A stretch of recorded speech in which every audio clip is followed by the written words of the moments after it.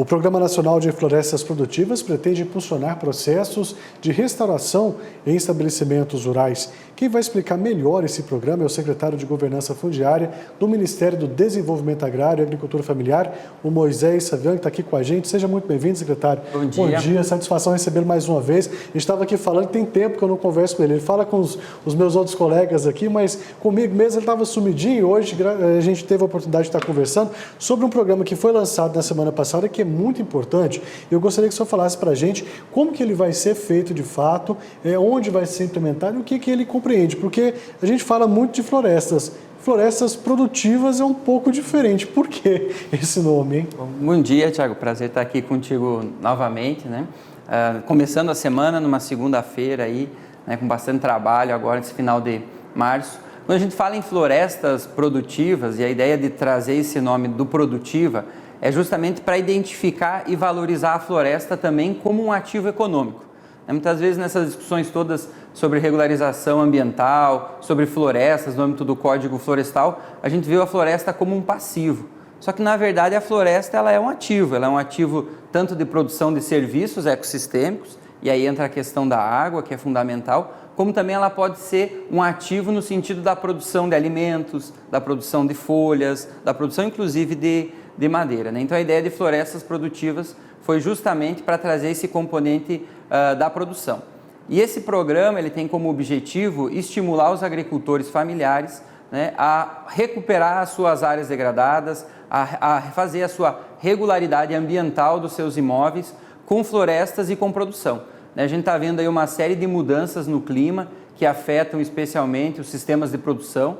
Um momento a gente tem chuva, outra época a gente tem seca, e esses sistemas agroflorestais, essas florestas produtivas, ela tem uma maior resiliência, ela tem uma maior capacidade de superar essas dificuldades, né, que a gente está vivendo nesse ambiente climático. Então a gente tem esse objetivo de restaurar as áreas produtivas, de produzir comida, gerar trabalho, gerar renda para a agricultura familiar. Então esse é o espírito, né, e esse é o objetivo do programa. Secretário, agora conta para a gente quais as regiões que vão ser contempladas com esse programa, por favor. O Brasil todo ele vai ser contemplado pelo programa Florestas Produtivas. Inicialmente, num projeto que foi começado ano passado, nós vamos fazer uma atuação forte no estado do Pará. O Pará ele tem uma liderança no aspecto ambiental, mas também ele tem uma das áreas que tem maior quantidade de assentamentos da reforma agrária. Então, no ano passado, nós desenhamos um programa inaugural do Florestas Produtivas para atender 1.680 famílias com assistência técnica, com extensão rural, né, com atividades de campo. Nós temos uma linha muito importante que nós estamos agora no âmbito do Plano Safra, nós estamos redesenhando ela, que se chama o Pronaf Floresta. Então hoje o agricultor familiar de todo o Brasil que quiser ter acesso a recursos, uma taxa de juros bastante atrativa, de 4% ao ano, ele pode acessar essa linha do Pronaf Floresta. Ele vai ter lá um prazo de carência de até 12 anos para pagar, 20 anos para pagar ao todo, né? Então isso é uma linha bastante interessante para poder iniciar, né, a sua atividade produtiva a partir dos sistemas agroflorestais. É importante destacar, Tiago, quando a gente está falando de sistemas agroflorestais, nós não estamos falando só em plantas nativas. Você tem, inclusive, metodologias de sucessão que você começa produzindo com hortaliças, entra uma mandioca, esses produtos vão fazendo sombra, por exemplo, para um café, né? E quando você vê, você tem uma floresta estabelecida com produtos alimentares e não alimentares.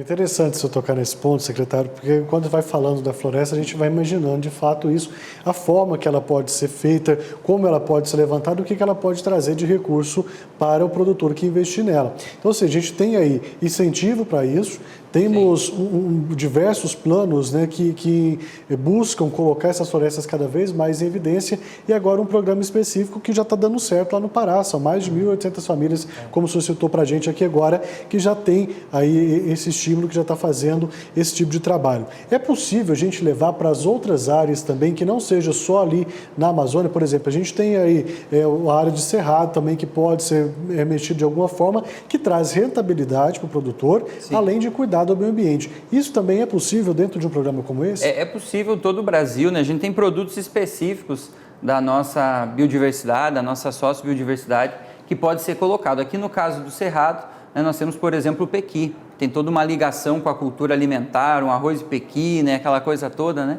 Se for lá um pouquinho mais para baixo, no sul, da onde eu venho, nós temos lá uma planta, uma árvore que é extremamente utilizada para fazer o chimarrão, né, que é a erva mate. Então você pode pensar sistemas agroflorestais que utilizem esses produtos também. E você sabe que a erva mate, produzida em sombra e com biodiversidade, ela tem um valor maior de mercado, né? Então você tem condição de desenvolver isso no Brasil inteiro, a partir desses arranjos de produção que tem na Amazônia, os produtos como açaí, cupuaçu, aqui no Cerrado, né, o pequi, no sul, a erva mate, o pinhão. Então são produtos que geram renda, tem um mercado cativo, um mercado que busca esses produtos, tem um potencial gigante para expandir também, né? Hoje a gente teve ano passado com o nosso ministro Paulo em algumas agendas internacionais, então tem todo um apelo quando a gente vai para a Alemanha, por exemplo, de conhecer quais são os produtos brasileiros, né? Então você tem o açaí, que é um bom exemplo, que virou uma espécie de uma commodity, né? Você tem aí esse produto inserido em vários alimentos e com a possibilidade de desenvolvimento ainda mais, né, de produtos a partir aí da engenharia de alimentos, né, entre outras atividades.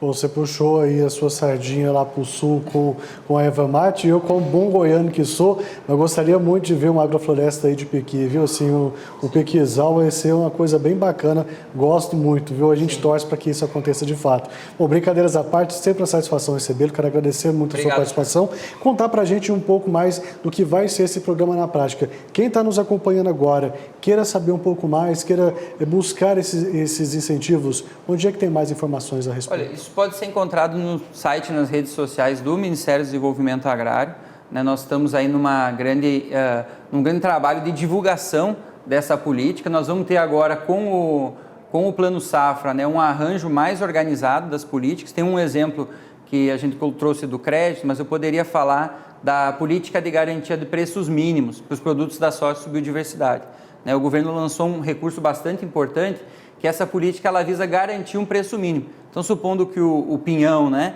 ele vai começar a safra agora em abril, lá no sul, o preço dele está muito baixo, o governo entra e paga um subsídiozinho para esse valor ficar num valor que se considera o mínimo, né, para ter uma viabilidade econômica. Então, esse conjunto de políticas hoje, quem tiver interesse pode nos procurar no Ministério do Desenvolvimento Agrário, no site do MDA, tem nossos contatos, as redes, a gente pode estar informando, né, e melhorando também os nossos canais de comunicação com vocês. Tá certo, mais uma vez, muito obrigado. Satisfação recebê-lo aqui. Um ótimo dia, boa semana de trabalho e até uma próxima. Até uma próxima. Obrigado. Tá certo. Agora são